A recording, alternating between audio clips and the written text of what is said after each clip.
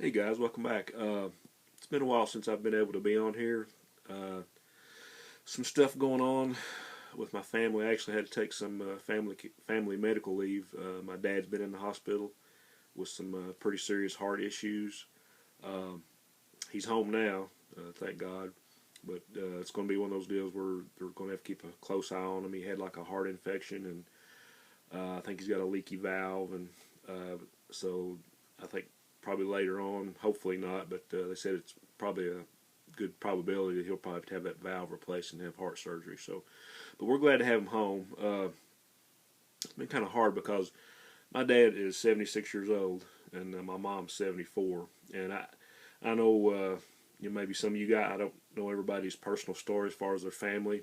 Uh, but I know probably a lot of people in my age group of you guys, might not have your parents anymore, and I just kind of feel lucky, real fortunate that mine are still around, and I don't take it for granted.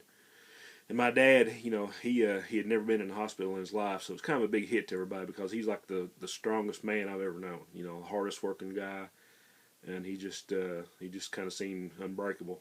And then, when something like this hits, I mean, everybody's gonna when they get older, their body kind of breaks down a little bit. But it's the first time I'd ever seen him like that, and it was kind of tough. And so, like I say, I'm not trying to get too emotional. It's kind of hard, but like I say, he's the best man I've ever known, the toughest man I've ever known. He's worked all of his life, and probably just as harder since he's retired.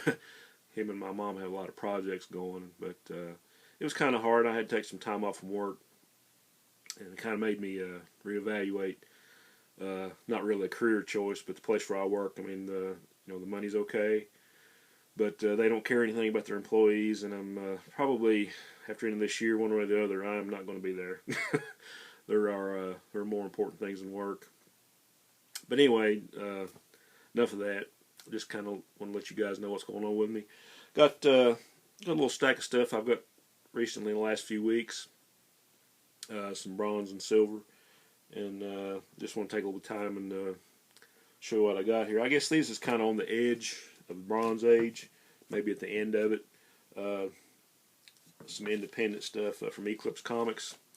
I always love this title, Tales of Terror, and all these companies that came out like in the early '80s, like Eclipse and First and Comico and Pacific. I really liked a lot of the stuff they came out with, especially the horror and sci-fi stuff. Uh, but I found a lot of these on eBay, and I think that there was only like 13 or 14 issues, and I think with this, I think I kind of completed the run. So here's number one, number four,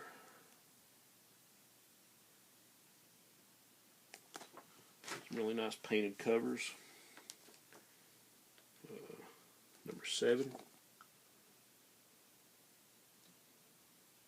I know we have a lot of horror fans out there, so if you guys haven't checked this title out, it's a good read. Sort of like one of the old '70s Marvel and DC anthology titles. Just maybe 3 or 4 stories in each issue. Number eight.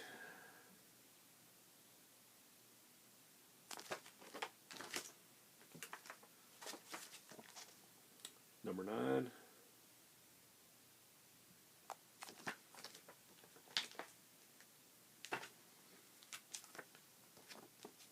Ten.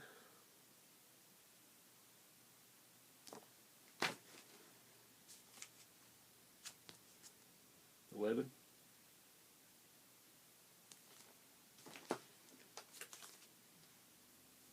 12. Really cool painted cover.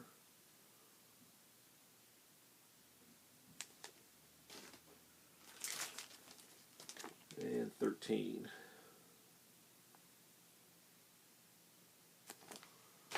Okay, the rest of these, I guess, are what you call Bronze and Silver Age proper. uh, this first book actually got from a great YouTuber everybody knows, Howler Mouse. He's got an eBay store, or he sells on eBay under the seller name of Scarab 2. Always got some cool stuff on there, so you guys check him out on eBay. But this is one of the few Neil Adams Brave and Bold that I didn't have. I think I need one more maybe. So this is Brave and Bold number 83, Batman and the Teen Titans, Punish Not My Evil Son, Neil Adams cover and art. I'm thinking the only one I don't have now is the one where he's teaming up with the Creeper. I'm not sure what issue that is, 82 maybe, or 81. I'm not really sure, but anyway, it's a pretty decent shape. There's a little bit of rust on the staples, but you know he described all that in his description on the auction. But still a pretty nice copy. Okay, and here's a little hodgepodge of stuff. Hulk 116, great cover.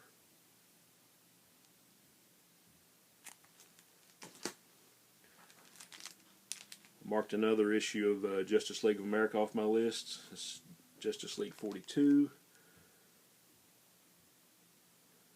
And Metamorpho says no to the Justice League. So I'm probably 13 or 14 issues shy of having the run now. Submariner 45 against the Tiger Shark. Another awesome picture frame cover. And I've got some more picture frame covers coming in here in the next week or so, so I'll be showing those from Marvel. I finally got online and I found somebody that had like a complete list of all the picture frame covers and you know, a timeline and the titles and all that. So I've been checking these off as I go, which I could have done the research on my own. There's several places you can go for that, but I'm kind of lazy that way. Somebody else has already got it. Submariner 46. Excuse me. Okay, some DC, Adventure Comics 338, Superboy and the Legion with a great Curt Swan cover. Another collecting goal is to have all the Adventure Comics between 300 and 380, which was an all Legion of Superheroes run. Some great stories and art.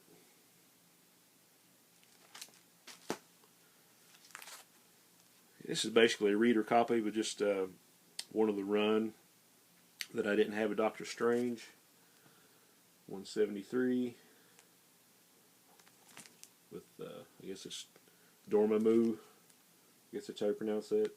It's got a crease all the way through, but like I say, I just wanted this to put in the run.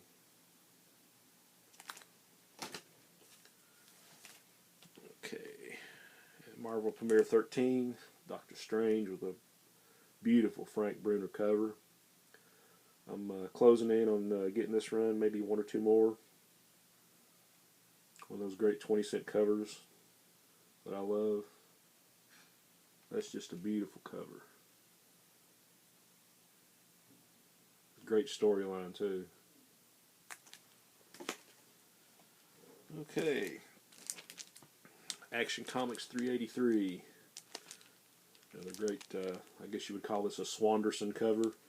I think they kind of lovingly started signing the artist's name, Curt Swan and Murphy Anderson. On a few of these issues, they called it Swanderson. Was just great stuff. Okay, last but not least, book I've been trying to find a deal on for quite a while. I finally did. It's in probably fine or better fine, or fine or very fine condition. Excuse me. It was Mr. A, #1. Black and white Steve Ditko art. Glad to finally have this in the collection.